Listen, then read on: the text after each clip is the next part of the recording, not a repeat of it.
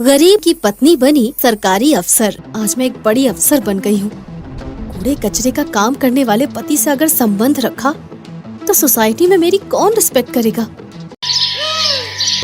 पिता रोशन बंसी के लिए अपने जैसे गरीब किसी परिवार की लड़की की तलाश में थे ताकि बंसी के हाथ पीले हो जाएं। एक दिन रोशन बंसी और उसकी माँ से कहता है, अरे लता सुनो भाई, मैंने बंसी के लिए लड़की देख ली है। शोभा एकदम सुंदर, सुशील और थोड़ी पढ़ी लिखी भी है। अरे पर शोभा है कौन और उसके पिता क्या करते हैं? ये क्या सवाल हुआ भला। शोभा लड़की है और उसके पिता कोई राजा महाराजा तो है नहीं, वो भी हमारे जैसे कूड़े कचरे से पेट पालने वाले गरीब लोग हैं। फिर तो जितनी जल्दी हो सके शादी तय कर दो जी। अब मुझसे घर का काम नहीं बनता। कुछ दिन बाद बंसी और शोभा की शादी हो जाती है। सुहागरात के दिन जब बंसी शोभा के पास जाता है तो वो सुहागरात का उपहार मांगते हुए कहती है, सुनिए जी, आज सुहागरात है और आप मुझे उपहार में कुछ नहीं देंगे क्या? जो चाहिए बोलो शोभा, मेरे वश में होगा तो तुम्हें उपहार अवश्य मिलेगा, ये मेरा वादा समझो। मैं खूब पढ़ना चाहती हूँ, क्या आप मुझे आगे पढ़ा सकेंगे? अरे ये तो बहुत अच्छी बात है, तुम जितना चाहो पढ़ो, मैं तुम्हें किसी चीज की कमी नहीं होने दूंगा। उस दिन के बाद बंसी अपनी पत्नी शोभा को पढ़ाना लिखाना शुरू कर देता है। दिन भर कड़ी धूप में शहर के कोने कोने में घूमकर कचरा इकट्ठा करता और उसे बेचकर पैसे हाथ में आते तो सबसे पहले शोभा को याद करता। अरे आज तो शोभा के लिए किताबें खरीद कर ले जाना है। भाई इस पर्ची पर लिखी किताबें चाहिए, मिल जाएंगी क्या? मिल जाएंगी, पूरे 1020 रुपए की हैं। तो क्या हुआ भाई, आप किताबें दे दीजिए। बंसी दुकान से किताबें लेकर घर की तरफ जाने लगता है तो रास्ते में कुछ कचरे वाले मिल जाते हैं। बंसी के हाथ में किताबें देखकर वे सब उस पर हंसने लगते हैं। अरे रे देखो भाई, ये कचरे वाला किताबें उठाए फिर रहा है। क्यों बे बंसी, कचरे वाले स्कूल जाने लगा है क्या या कॉलेज? हाँ मैं तुम लोगों की तरह नहीं हूँ जो अपना जीवन तो कचरे के सहारे काटे, साथ ही अपने बच्चों को भी कचरे के सहारे जीने के लिए छोड़ दे। सुनो, ये किताबें मेरी पत्नी के लिए हैं।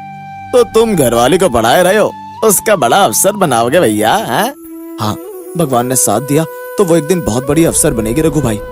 फिर तो तू कचरे वाला बड़ी सरकारी अफसर पत्नी का पति बन जाएगा भाई। ये कहकर सब हंसने लगते हैं और समय बीतता जाता है। इस दौरान बंसी एक बच्ची का पिता बन जाता है और शोभा लगातार अपनी पढ़ाई करती जाती है। वो सिविल सर्विसेज की तैयारी में लग जाती है। बंसी जी, अगर मैंने ये एग्जाम पास कर लिया तो मैं अपने स्टेट में बड़ी सरकारी अफसर बन जाऊंगी। शोभा, भगवान ने चाहो तो तुम अवश्य बड़ी अफसर बनोगी। क्या तुम कार वाली अफसर बन जाओगी माँ? हाँ, मैं कार वाली अफसर बन जाऊंगी मेरी दादी।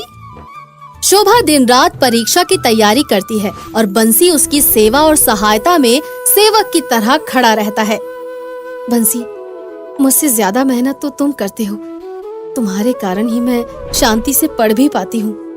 मैं तो तुमसे किया अपना वादा निभा रहा हूँ शोभा, याद है ना तुमने मुझसे वादा लिया था? हाँ, मुझे याद है। कुछ दिन बाद शोभा एग्जाम पास कर लेती है और सचमुच एक बड़ी सरकारी अफसर बन जाती है। उसके सरकारी अफसर बनते ही बंसी के परिवार में खुशियाँ आ जाती हैं। बहू बड़ी सरकारी अफसर बन गई है, अब तो मौज ही मौज है। अब तो बंसी को कूड़े कचरे के काम से छुटकारा ही मिल जाएगा। क्यों अफसर बहू, मैं ठीक कह रही हूँ ना? हाँ माँ जी, अब इन्हें ये काम करने की कोई जरूरत नहीं है।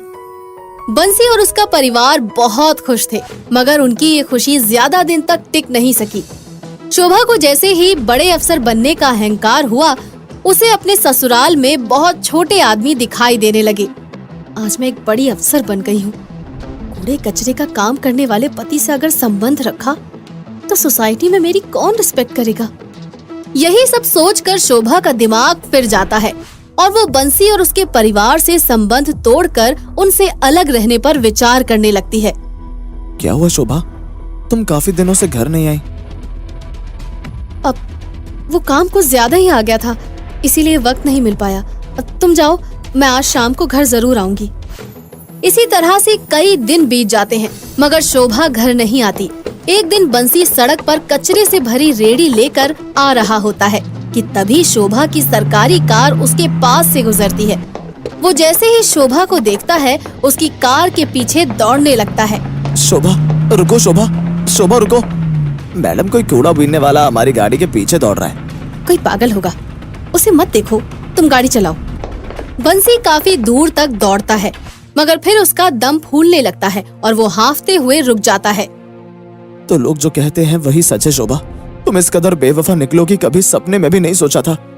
ये कहकर बंसी रोने लगता है और तभी उसके साथी वहाँ आ जाते हैं, मगर इस बार वो उसका मजाक उड़ाने के बजाय उसे समझाने लगते हैं। काहे रोता है बे बंसी? ये तो दुनिया का दस्तूर है। हंस भला कौओं में कैसे रह सकत है? तो जैसे गरीब कचरे वाले के साथ अब भाभी कभी न रहेगी, तो उसे भूल जा। उस दिन के बाद बंसी उदास और चुपचाप सा रहने लगता है। उसके घर में भी मातम सा छा जाता है। एक दिन उनकी बेटी निधि कहती है, पापा पापा, क्या मम्मी अब कभी घर वापस नहीं आएंगी? तेरी मम्मी घर जरूर वापस आएगी निधि, मैं उसे वापस लेकर आऊंगा। ये कहकर बंसी के मन में ना जाने कैसी ज्वाला भड़क उठती है कि वो मन ही मन प्रण करता है। जो कचरे वाला तुझे अफसर बना सकता है, वो खुद तुझसे भी बड़ा अफसर बन सकता है शोभा। समय बीतता जाता है और बंसी कुछ सालों तक किसी को नजर नहीं आता। रोशन, लता और निधि उसे तलाशते रहते हैं।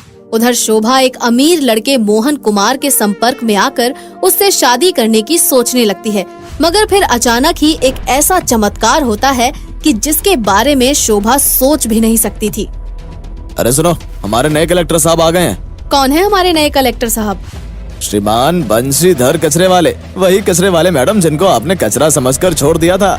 ये सुनकर शोभा अवाक रह जाती है। उसके पैरों के नीचे से जमीन ही खिसक जाती है। ये कैसे हो गया? कचरे वाला पति मुझसे भी बड़ा अफसर? अब मेरी नौकरी तो गई समझो। मुझसे एक एक बात का बदला लेगा बंसी। मगर बंसी यानी कि बंसीधर ऐसा आदमी नहीं था। जैसे ही शोभा उससे मिलने जाती है, वो बड़े ही प्यार से उसे बैठाकर उसे समझाने लगता है। शोभा, तुम नादान हो और अहंकारी भी। भला झूठे दिखावे के लिए कोई अपनों को छोड़ता है क्या? रही बात मोहन कुमार की जिससे तुम शादी करना चाहती हो, मुझसे भूल हो गई। मुझे माफ कर दो, मुझे माफ कर दो बंसी। अब तक तो कोई बड़ी भूल नहीं हुई है तुमसे, पर हाँ, उस अय्याश अमीर आदमी मोहन कुमार से शादी करके तुम बहुत बड़ी भूल करोगी। मैं चाहता हूँ पहले एक बार उसकी सच्चाई जान लो। ये कहकर बंसी उसे जाने देता है, मगर तभी आवाज देते हुए उससे कहता है, सुनो शोभा, अगर वो अमीर ज्यादा मुझे अच्छा पति बनने लायक लगे तो बता देना, मैं तुम्हें फौरन तलाक दे दूंगा। इस घटना को कई दिन बीत जाते हैं और इस बीच शोभा को पता लगता है कि मोहन वास्तव में एक अमीर अय्याश आदमी था। वो कई लड़कियों से शादी कर चुका था और सब उसे छोड़कर चली गई थी। ये सच्चाई सामने आते ही शोभा अपनी करनी पर पछताने लगती है और बंसी और उसके परिवार वालों से माफी मांगने लगती है। वे सब उसे माफ कर देते हैं और फिर निधि को अपने पिता के साथ साथ माँ भी मिल जाती है। जादुई कागज का घर। अचानक तेज बारिश शुरू हो जाती है और भयंकर बाढ़ आ जाती है। बाढ़ का पानी गांव के सब घरों में घुस जाता है और गांव के लोग घर छोड़कर इधर उधर भागने लगते हैं। ठाकुर की हवेली भी बाढ़ से नहीं बच पाती, मगर सोना का कागज का घर बाढ़ में भी शान से खड़ा रहता है। वो बाढ़ के पानी पर तैरने वाला जादुई घर बन जाता है। ये कहानी है कागज के खिलौने बनाकर बेचने वाली गरीब सोना की। सोना अपने पति अमर और बेटी लता के साथ दीपालपुर गांव में रहती थी। वो रंग बिरंगे कागज से तरह तरह के खिलौने बनाकर गांव के बाजार में बेचती थी। लो भाई, आ गई सोना, कागज के खिलौने वाली सोना। कागज की नैया, कागज का सिपहिया, कागज का घर, कागज के फूल, जो अच्छा लगे खरीद लो। ए सोना, ये कागज का फिरकी और नैया कितने का दिया बहन? ना कम ना ज्यादा, सब मिलके 50-50 रुपया। कहो तो दूं? हाँ, ये दे दो। सोना कागज के ऐसे सुंदर खिलौने बनाती थी कि देखने वालों की नजर उन पर से हटने का नाम ही नहीं लेती थी और इसीलिए उसके खिलौने हाथों हाथ बिक जाते थे।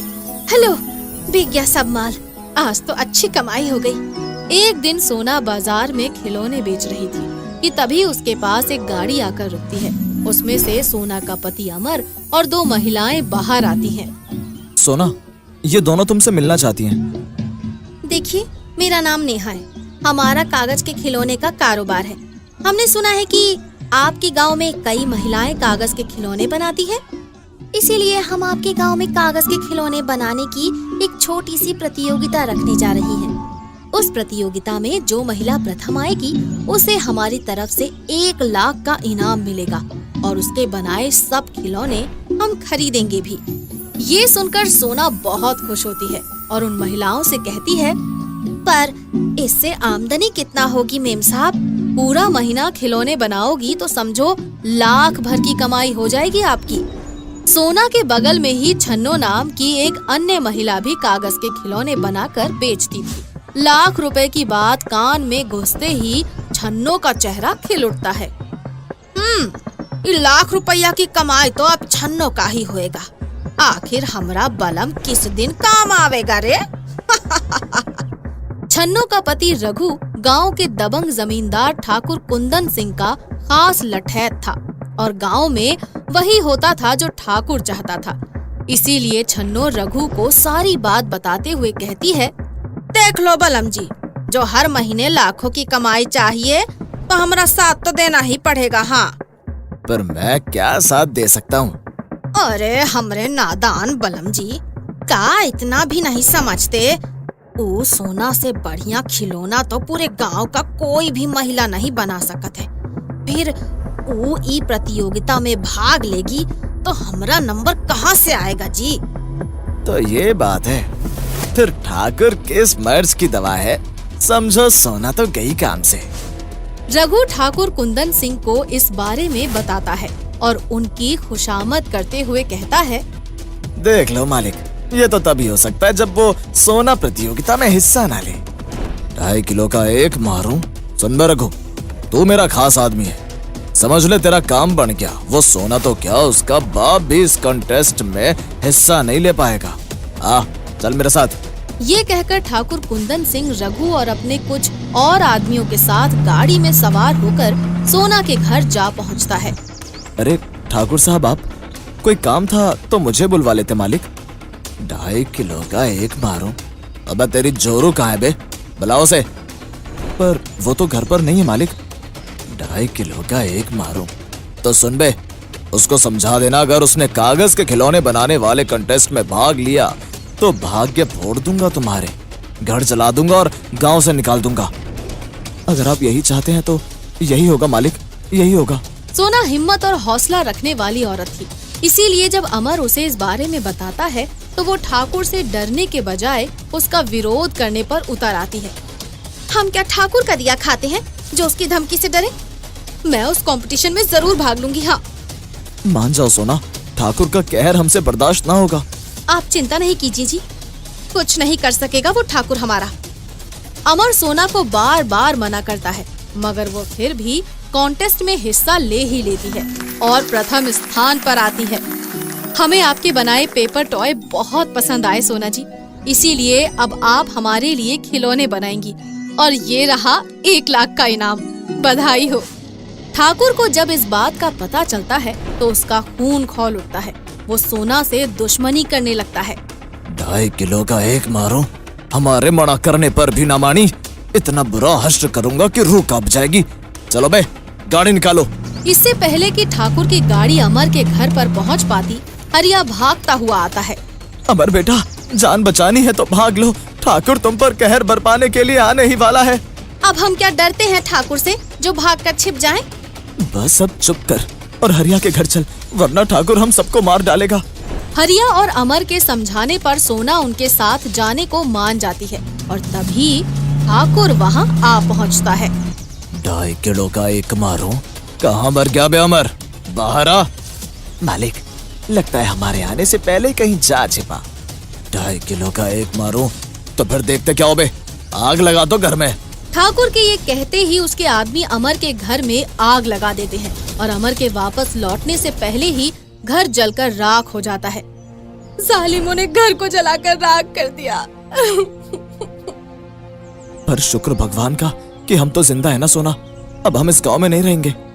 अमर की ये बात सुनकर सोना में न जाने कहां से इतनी हिम्मत और आत्मविश्वास आता है कि वो शेरनी की तरह दहाड़ते हुए कहती है, कहीं नहीं जाएंगे हम, यहीं इसी गांव में बसकर दिखाएंगे, उस जालिम ठाकुर के सामने रहेंगे हम। हाँ। इस हादसे के बाद अमर का परिवार गांव के बाहर आकर डेरा डाल लेता है। एक दिन सोना गांव से खाना लेकर आती है तो रास्ते में उसे एक भूख का सताया कोढ़ी मिल जाता है। क्या हुआ, भूखे हो? बोलो भाई, खाना चाहिए? सोना को उस पर दया आ जाती है और वो जैसे ही उसको खाना देने लगती है, अचानक ही उसकी नजर कोढ़ी के हाथों पर पड़ती है। उसके दोनों हाथ कोढ़ से गल सड़ गए थे और वो खुद खाना खाने में लाचार था। ये देख सोना खुद से कहती है, कितनी तकलीफ में है, खुद खा ही नहीं सकता और कोई खिलाएगा नहीं तो भूख से तड़प कर मर जाएगा। क्या करूं? क्यों ना मैं इसे अपने हाथों से खाना खिला दूं?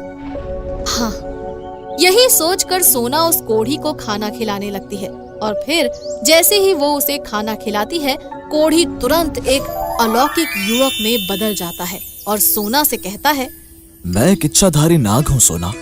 मैं तुम्हारी दुख तकलीफ से वाकिफ हूँ। मैं तो बस तुम्हारी दयालुता और इंसानियत की परीक्षा लेना चाहता था और मैंने ये समझा कि जो इंसान किसी कौड़ी से घृणा या नफरत किए बिना उसे अपने हाथों से खाना खिलाने को तैयार हो जाए, भला उसके हाथ ईश्वर के हाथों से कम कैसे हो सकते हैं। ये सुनकर सोना के मन को खुशी मिलती है और वो फिर से चलने लगती है, मगर तभी वो युवक कहता है, सुनो, तुम कागज के खिलौने बनाती हो ना, आज से तुम्हारे हाथों में वो जादू होगा कि तुम अपने मन में जो भी सोचकर किसी कागज को छुओगी, वो कागज वैसा ही बन जाएगा। ये कहकर वो अलौकिक युवक अदृश्य हो जाता है और सोना खुशी से फूली नहीं समाती। वो इधर उधर से ढेर सारे कागज इकट्ठे करने में लग जाती है। सोना, तुम इतने सारे कागज क्यों इकट्ठा कर रही हो? हम इनसे अपना घर बनाएंगे जी, कागज का आलीशान घर। ये सुनकर अमर हैरानी में पड़ जाता है और सोना से कहता है, अरे ये क्या पागलपन सवार हो गया तुम पर? भला कागज का घर तो पानी में गल सकता है, आग में जल सकता है और आंधी तूफान में उसके परखच्चे उड़ सकते हैं। आप देखते जाओ जी, ऐसा कुछ भी नहीं होगा। ये कहकर सोना दिन रात कागज का घर बनाने में लगी रहती है और एक आलीशान घर बना ही लेती है। फिर घर में लगे कागज को छूकर मन ही मन कहती है, ये कागज लोहे से भी मजबूत हो जाए बस। सोना के ये कहते ही घर में लगा कागज लोहे से भी मजबूत हो जाता है। सोना अमर से कहती है, अब आप इस घर में लगे कागज का एक छोटा सा टुकड़ा ही उखाड़ या फाड़ कर दिखा दो तो आपको मान जाऊंगी मैं। हाँ। सोना के ये कहने पर अमर बहुत कोशिश करता है, मगर कागज का जरा सा टुकड़ा भी उखाड़ या फाड़ नहीं पाता। कमाल है, ये कागज तो लोहे से भी मजबूत है, पर ये जादू हुआ कैसे? अमर के ये कहने पर सोना उसे सारी सच्चाई बता देती है और फिर जो भी उनके कागज के घर को देखता है हैरान रह जाता है। अरे देखो देखो, सोना का कागज का बना घर तो कितना आलीशान है। दैया, इसका आगे तो बड़ा बड़ा कोठी बंगला भी फेल हो जाए। कुछ दिन बाद अचानक तेज बारिश शुरू हो जाती है और भयंकर बाढ़ आ जाती है। बाढ़ का पानी गांव के सब घरों में घुस जाता है और गांव के लोग घर छोड़कर इधर उधर भागने लगते हैं। ठाकुर की हवेली भी बाढ़ से नहीं बच पाती, मगर सोना का कागज का घर बाढ़ में भी शान से खड़ा रहता है। वो बाढ़ के पानी पर तैरने वाला जादुई घर बन जाता है। अबे जल्दी से कुछ करो, वरना हम सब बाढ़ में डूब कर मर जाएंगे। मालिक, पूरे गांव में एक सोना का कागज का घर ही है जो आपको बाढ़ से बचा सकता है। अरे जल्दी से वहाँ चलो। ठाकुर जैसे तैसे करके सोना के कागज के घर में पहुंचता है और सोना से माफी मांगते हुए कहता है, हमें माफ कर दो सोना, और हमें और हमारे परिवार को बाढ़ से बचा लो। आप सब अंदर आ जाइए ठाकुर साहब। कुछ दिन बाद बाढ़ का पानी उतर जाता है और उसके साथ ही ठाकुर का घमंड भी टूट जाता है। वो सोना से कहता है, अगर हमारे गांव में सबके पास ऐसे कागज के घर हो तो बाढ़ में सब सुरक्षित रह सकते हैं। क्या तुम हम सबके लिए कागज के घर बना सकती हो? सारा खर्चा मैं उठाऊंगा। ये सुनकर सोना और सब गांव वाले बहुत खुश होते हैं और फिर कागज के घर बनाने में सोना की मदद करने लगते हैं। कुछ ही दिनों में सबके घर बन जाते हैं और फिर दीपालपुर कागज के घरों वाला एक नया गांव बन जाता है।